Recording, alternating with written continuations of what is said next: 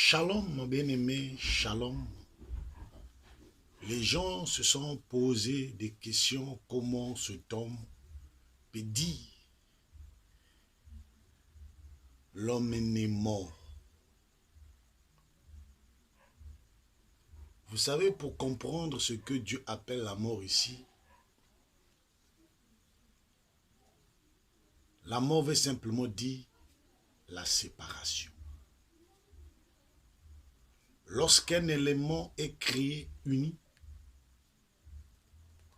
et que cet élément-là est séparé, cette séparation-là s'appelle la mort. Nous avons souvent des difficultés à comprendre la parole de Dieu à cause de ceux qui ont interprété la Bible. Les gens ont dans leur tête que l'homme est composé de l'âme, l'esprit et la théophanie. Plutôt l'âme, l'esprit et le corps. Ils ne savent pas que l'homme créé à l'image et à la ressemblance de Dieu, ce n'est pas ce corps-là. Mais l'être créé à l'image et à la ressemblance de Dieu, cet être-là est composé de l'âme, l'esprit et la théophanie. Comme Dieu est esprit, l'homme devait être créé spirituellement. Donc l'homme devait être esprit.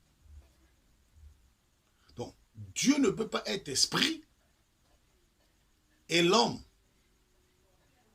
chair et dire que cette chair-là est créée à l'image et à la ressemblance de Dieu. Il y a un problème. Et si nous comprenons la parole de Dieu comme ça, il y a un problème. Le problème, c'est d'abord l'identité de Dieu. Lorsqu'il commença à créer, quelle était son identité? Quel était son nom? Parce que le nom identifie quelqu'un. Son nom s'appelle Elohim lorsqu'il crie. C'est ce nom Elohim qui est l'ensemble du Père, Fils, Saint-Esprit. Cet ensemble-là, c'est ce qu'on appelle Elohim. C'est ce qui fait que le nom Elohim est un nom pluriel à cause de cette union-là qui forme un